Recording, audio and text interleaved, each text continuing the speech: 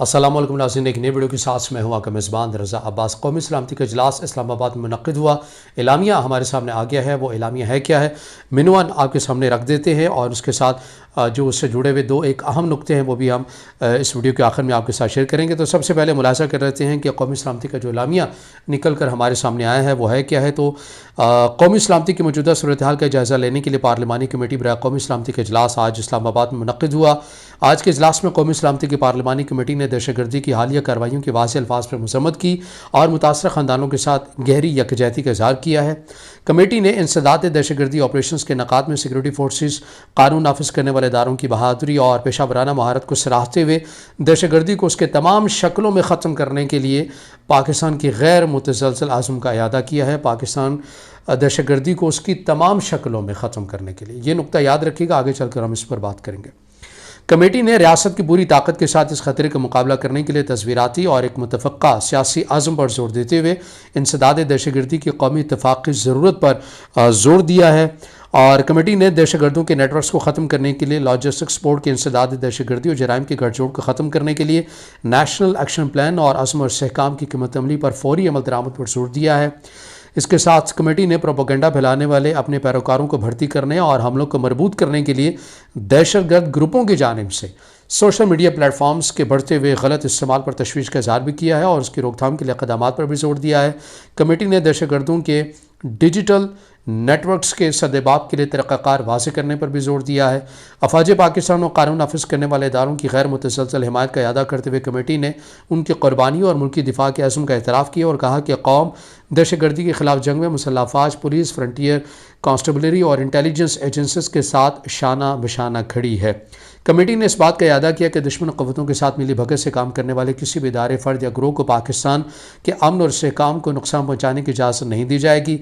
Committee ने हिज़्ब इख्तिलाफ़ के बाज़ अरकान की अदम शिरकत पर अफसोस का इज़हार करते हुए अदा किया कि इस बारे में मशावरत का अमल जारी है।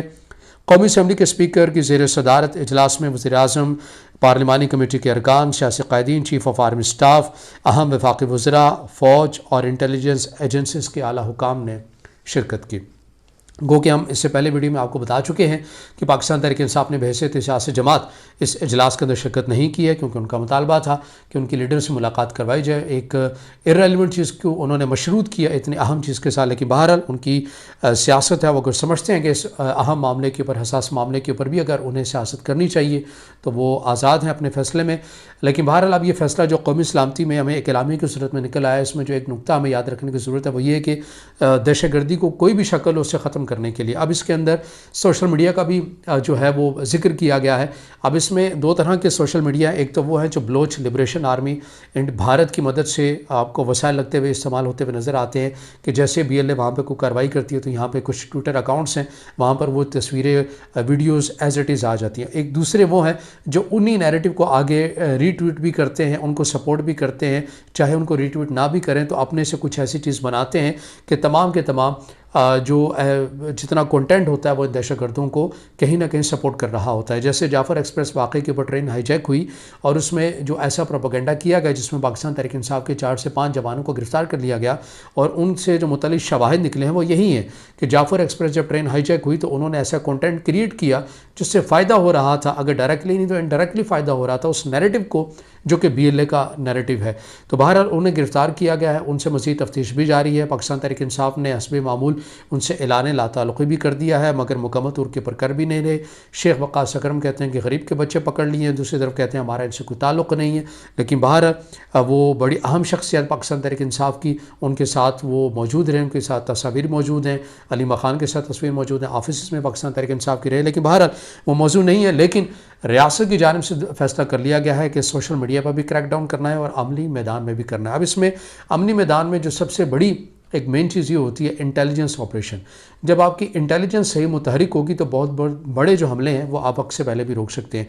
हम लोग बहुत सारे ऐसे हमलों के हमें नहीं मालूम होता कि हमारी जो एजेंसीज़ हैं वो काम कर रही होती हैं, लेकिन हमें उनका आप ये कह लें कि उनसे मुतल्लिक हमें कोई ख़बर नहीं होती है कि उन्होंने कितने ऑपरेशन जो हैं वो वक्त से पहले उनको नाकाम बनाया है दहशतगर्दों के। लेकिन कुछ ऐसे ऑपरेशन होते हैं जैसे जाफ़र एक्सप्रेस ट्रेन का हाईजैक हो जाना, ये बहुत बड़ा वाक़या है, इंसिडेंट है, पूरी दुनिया के लिए था।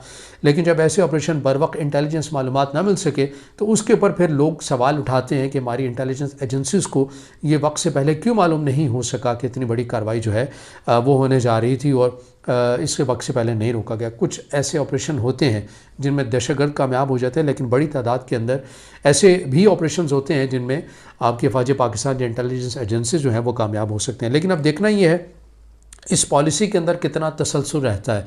क्या कहीं ऐसा तो नहीं है कि नेशनल एक्शन प्लान जैसे बना और उसमें 100% में से खाली 20% अमल दरामद हुआ और 80% अमल दरामद ही नहीं हुआ?